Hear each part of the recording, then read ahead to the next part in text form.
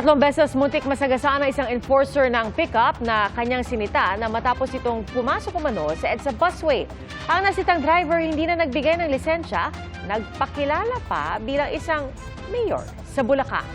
Saksi, si Darlene Kai.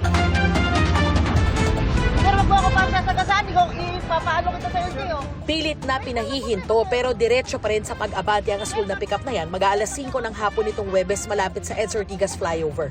Ang driver, 3 beses nang muntik sagasaan ng enforcer. Ilang beses pang hinaharang ng enforcer na si Mark Joseph Cesar na turang pickup pero sinusubukan pa rin tumakas ng motorista. Sir, magkakaproblema tayo niyan, sir. Magkakaproblema tayo niyan, sir, ha? Ang pickup, sinita matapos umanong dumaan sa busway sa northbound ng EDSA Ortigas.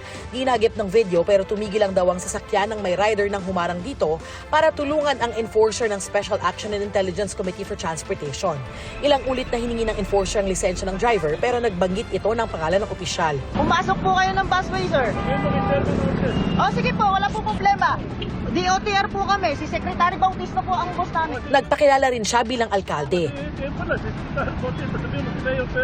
Mayor Perez. Mayor Perez po ng Bulacan. Mayor Perez ng Bulacan. Iginiit naman ng enforcer na kailangan niya ang lisensya ng driver pero imbis na magbigay ng lisensya o anumang dokumento, patuloy pa siyang nagmatigas at pinipilit nila ng kanyang kasama na bigyan lang sila ng ticket.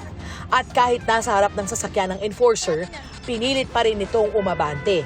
Kaya't walang nagawang enforcer kung hindi hayaan silang makaalis. Nai-report na raw sa Land Transportation Office ang insidente at plate number ng naturang pickup ayon sa DOTR SAIC. Supposed to be ngayong umaga nga yan na mga reports na ipapadala sa LTO para ma-issuehan ng show cause order.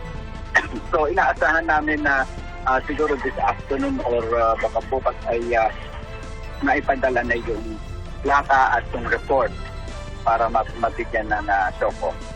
Patuloy namang hinahanap ng mga otoridad ang driver na nagpakilalang Mayor Perez ng Bulacan. Pero walang nakaupong alkalde ngayon na Perez ang apelyido sa naturang lalawigan. Posibleng maharap sa reklamo ang unauthorized use of the busway ang nasitang driver.